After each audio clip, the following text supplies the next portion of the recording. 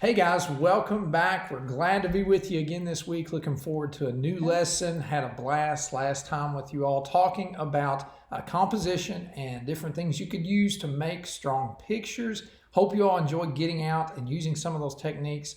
Love seeing the images that you all do, and hope you have fun getting out and doing that and seeing things a different way. So this week we're going to be talking about things that we can use in our pictures to create emotion or to make people feel the way we want them to feel when they look at our photographs. And that's really important. Most of the time when you're making a picture, you want people to feel a certain way when they look at it. Right. It's like music too. Right. The artist generally has an idea in mind of how they want people to feel when they look at their work. And there are things that you can do and use to create that type of emotion in your viewers. So we're pretty pumped to be able to do that. Yeah, emotion can make you feel this strong connection to something, and that's what you want as an artist, to be able to create that connection, because it's going to create a bond, because they feel happy or they feel sad or they feel angry or laughter, whatever it is. You want to make whoever is looking at your work feel something, because when there's that connection, there's that emotion. And that's the most important. And that's what we're going to talk about today. And we're going to talk about 3 different things that help with evoke emotion when you're taking a picture or you're painting or whatever it is. And Jamie, you want to get started? Yeah, it's going to be fun. Now, again, my name's Jamie, part owner of the Red Elephant Studio. I'm glad to be with you. And this week, Lindsay is joining us. I'm excited. Layton had a good time last week, and I mean, it really made her day to be able to be on here.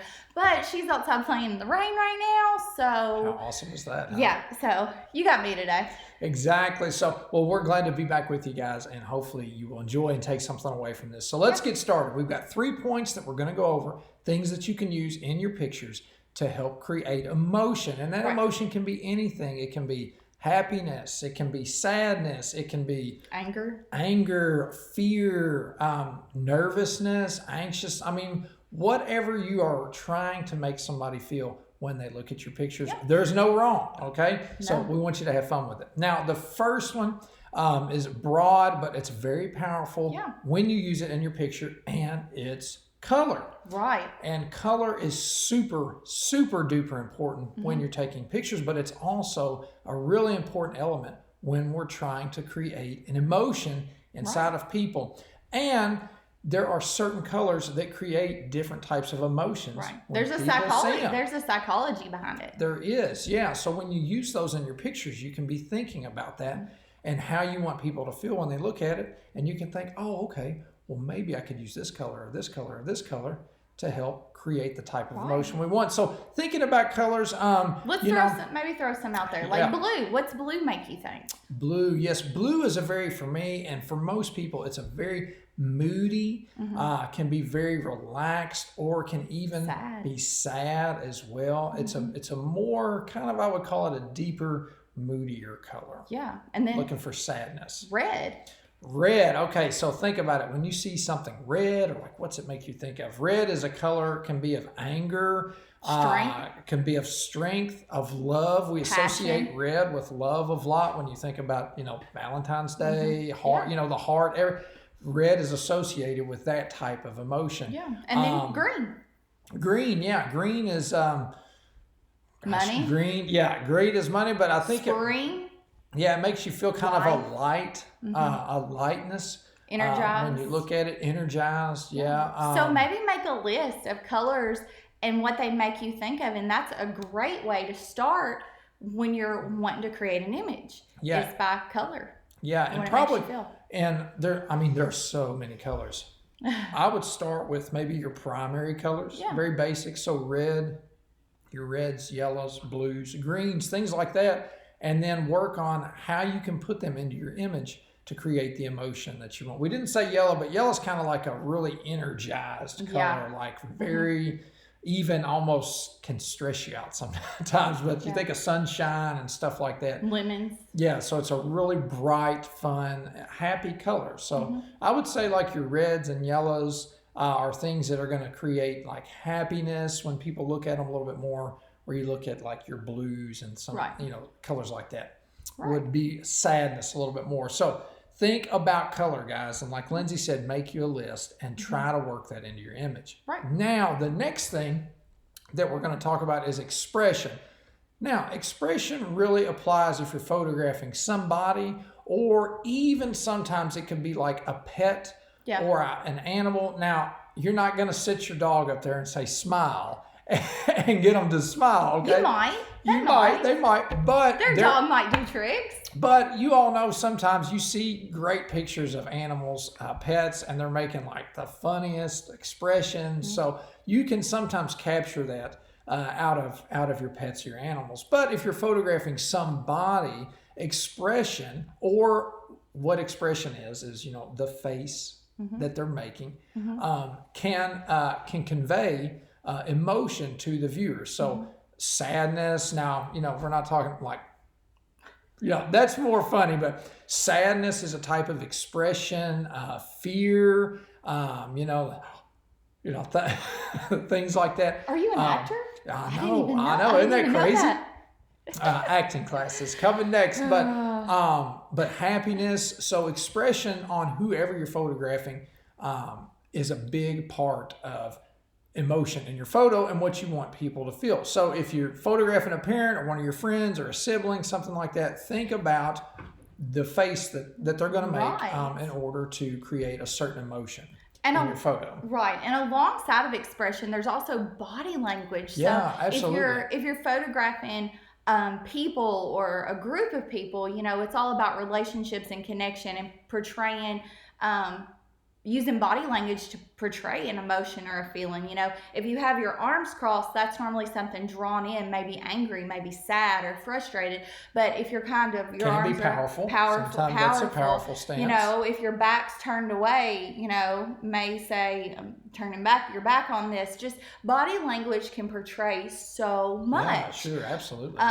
When I'm posing families and things like that, when you've got a baby, they're the new baby, and you're positioning everybody, the body language is showing love. But occasionally we'll have a toddler that's not excited about that. So if their face is turned away, it's just portraying that body language, which is creating emotion and feelings through expression. So yeah, absolutely. So pay attention to that stuff, when you're photographing whoever it's going to be, and use that stuff, to create emotion in your photos. Now, the last one that we're going to talk about is subject matter. And what I mean by that is it's whatever you're choosing to photograph. So if say you're photographing a flower most of the time, if it's in bloom and the color's really pretty, that's going to kind of give off a sense of happiness, light, airy, just joy in your photo. Right. But also think about, you could photograph a flower and maybe it's beginning to wilt, or it's dying, or it's browned up. Well, that same thing is creating a different type of emotion just because of how it looks.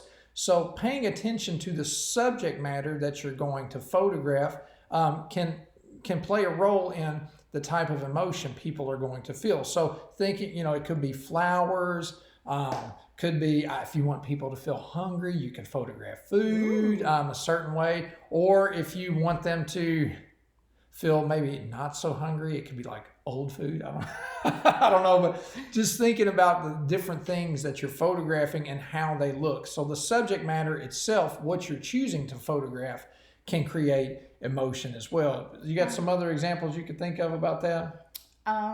No, I think you've done a fantastic job. But all of these things create impact, and that connection, like I said before, creates, whether somebody's if you're on Facebook, think about the pictures. If you have Facebook or Instagram or whatever, or your parents do, when you're scrolling, I know that when my kids are they'll get to a picture and they'll say, stop, go back to that. Yeah. And it's normally ones that are bright and colorful or catch their eye. So, really think about that. So there's a lot of psychology that goes into, emotion when it comes to taking a picture, just like in life and reading people, you can read into a photograph as well. And something we didn't talk about is the impact of black and white photos. Yeah, absolutely. Yeah, black and white is generally a timeless piece. So it's something that is always going to work. And taking a photo and just changing it to black and white a lot of times can completely change the mood that it gives off. And that would be something fun as well. So if you've got a photo, maybe just swapping it into black and white and seeing what it looks like.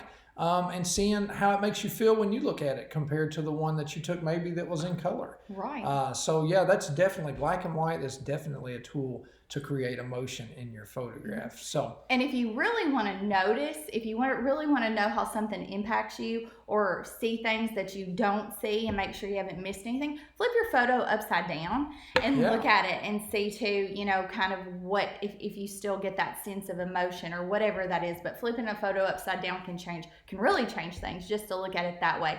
But just what I want to encourage you all to do this week when you pick whatever you're going to photograph, first of all, think about what emotion you want to evoke.